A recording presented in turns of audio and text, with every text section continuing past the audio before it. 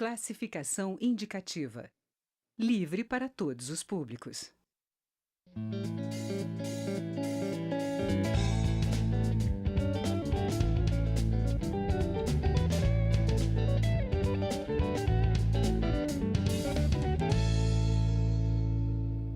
Olá! Após se aposentar das piscinas, o nadador profissional e medalhista Luiz Lima assumiu em 2016 a Secretaria Nacional de Esportes de Alto Rendimento. E durante a sua gestão, ele lutou pela democracia e transparência no esporte brasileiro e também pela inclusão do esporte como um dos pilares da educação. Ele também foi responsável por mudanças no Comitê Olímpico Brasileiro. O agora deputado Luiz Lima foi eleito pelo PSL do Rio de Janeiro com 115 mil votos. É com ele que eu converso nesta edição do Palavra Aberta, que tem uma produção da TV e da Rádio Câmara. Bem-vindo, deputado Luiz Lima. Obrigado, Regina, pelo convite.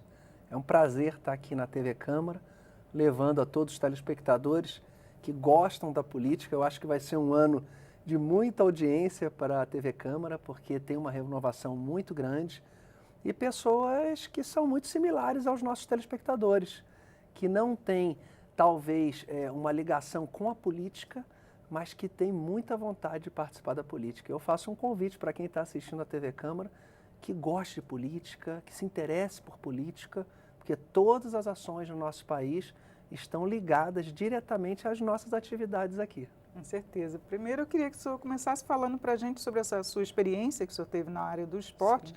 O que o senhor pode trazer para o Congresso Nacional? Bom, Regina, a experiência que eu tenho no esporte é desde criança, né? Desde os meus 5 anos de idade, quando, graças a Deus, os meus pais enxergaram o que até hoje o nosso governo federal não enxerga, que o esporte é um pilar da educação. Assim a gente observa em várias instituições de ensino por fora do nosso país, nos principais países.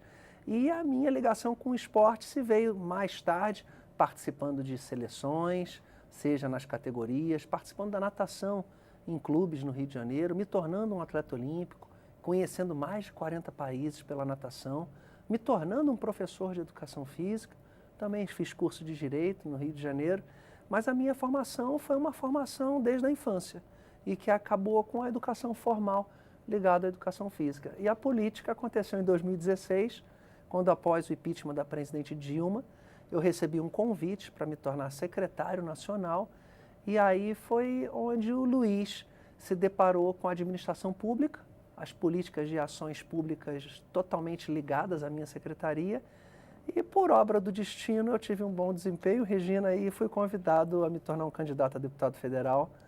E estou aqui eleito, conversando com você, com os amigos da TV Câmara, nesse iniciozinho de mandato de 2019. Eu queria que o senhor falasse também um pouquinho, o senhor introduziu inclusive mudanças no Comitê Olímpico Brasileiro, quando esteve Sim. na secretaria. Tem alguma dessas medidas que foram tomadas que cabem ainda aqui no Congresso? Sim, sempre cabe, Regina.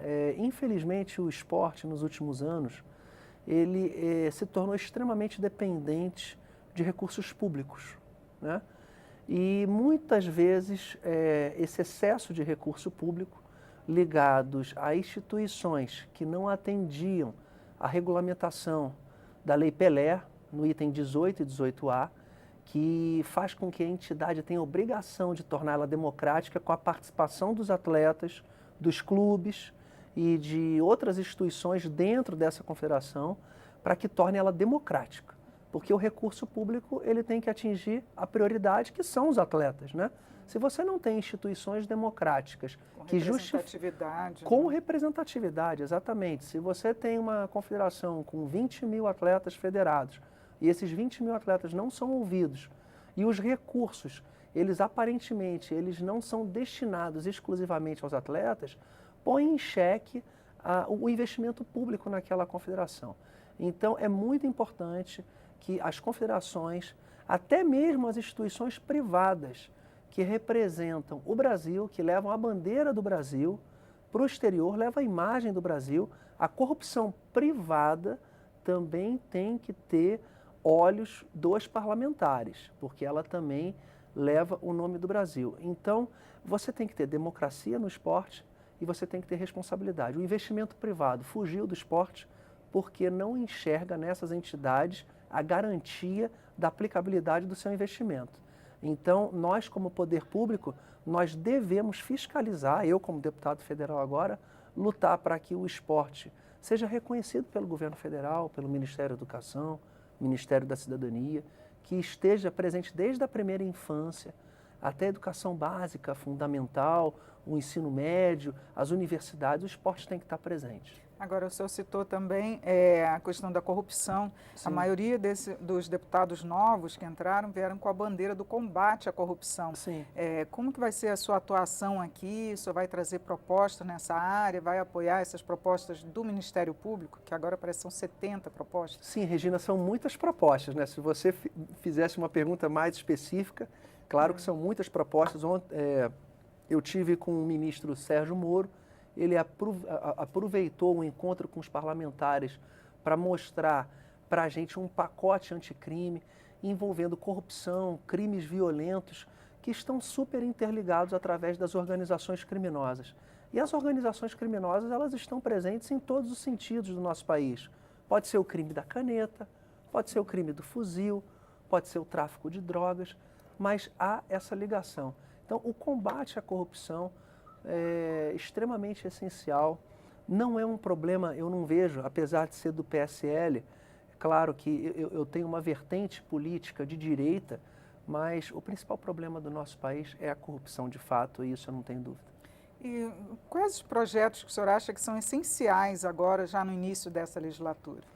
Eu diria, Regina, que a gente tem que... Eu particularmente, eu tenho como prioridade, assim como todos os deputados, acredito, do PSL, que foram eleitos sob a bandeira do governo Jair Bolsonaro, é dar governabilidade ao Jair Bolsonaro, é fazer do PSL um partido estruturado, muito bem articulado, para que reformas da Previdência, reforma tributária, a própria reforma penal, ela seja aprovada pelo Congresso. A gente tem ministérios dirigidos por especialistas que têm nos recomendado certas mudanças, alteração de lei, revogação, até se for necessário, e criação, e que eu, como parlamentar do PSL, e por ter acreditado e aceito o convite do presidente Jair Bolsonaro, tenho uma ligação irrestrita mesmo na recomendação dos ministros, seja o ministro Paulo Guedes, seja o ministro Sérgio Moro.